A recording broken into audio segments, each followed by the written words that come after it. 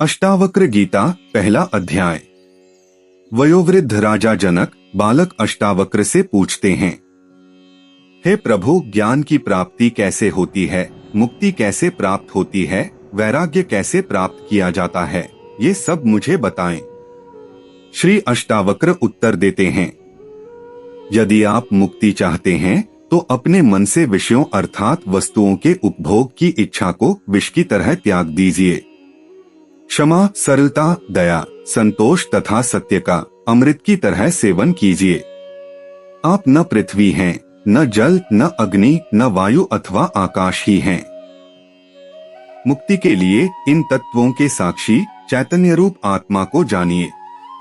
यदि आप स्वयं को इस शरीर से अलग करके चेतना में विश्राम करें तो तत्काल ही सुख, शांति और बंधन मुक्त अवस्था को प्राप्त होंगे।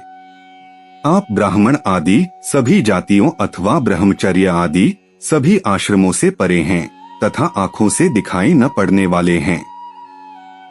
आप निर्लिप्त, निराकार और इस विश्व के साक्षी हैं, ऐसा जानकर सुखी हो जाए। धर्म अधर्म, सुख दुख मस्तिष्क से जुड़े हैं, सर्वव्यापक आपसे नहीं। न आप करने वाले हैं और न भोगने वाले हैं, आप सदा मुक्त ही हैं। आप समस्त विश्व के एकमात्र दृष्टा हैं, सदा मुक्त ही हैं। आपका बंधन केवल इतना है कि आप दृष्टा किसी और को समझते हैं। अहंकार रूपी महासर्प के प्रभाववश आप मैं करता हूँ ऐसा मान लेते हैं। मैं करता नहीं हूँ, इस विश्वास रूपी अमृत को पीकर सुखी हो जाइए। मैं एक विशुद्ध ज्ञान हूँ, इस निश्चय रूपी अग्नि से गहन अज्ञान वन को जला दें, इस प्रकार शोक रहित होकर सुखी हो जाएं।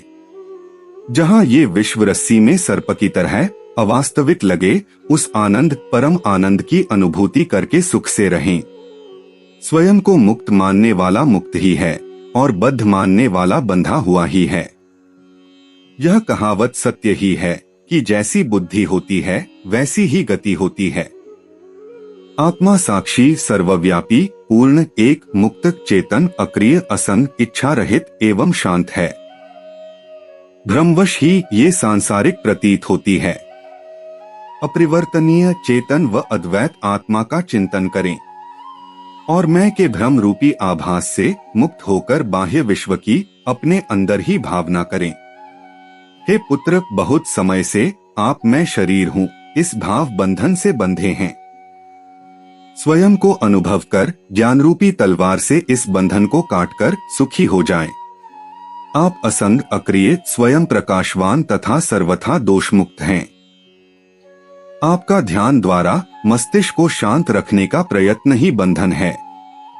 यह विश्व तुम्हारे द्वारा व्याप्त किया हुआ है, वास्तव में तुमने इसे व्याप्त किया हुआ है।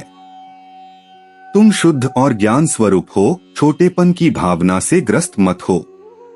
आप इच्छा रहित, विकार रहित, ठोस, शीतलता के धाम, अगाध बुद्धिमान हैं।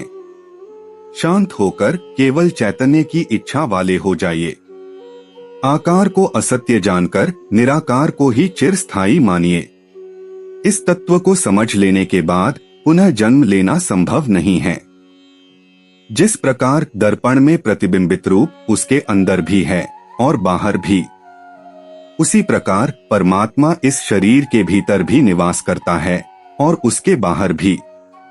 जिस प्रकार एक ही आकाश पात्र के भीतर और बाहर व्याप्त है, उसी प्रकार शाश्वत और सतत परमात्मा समस्त प्राणियों में विद्यमान है।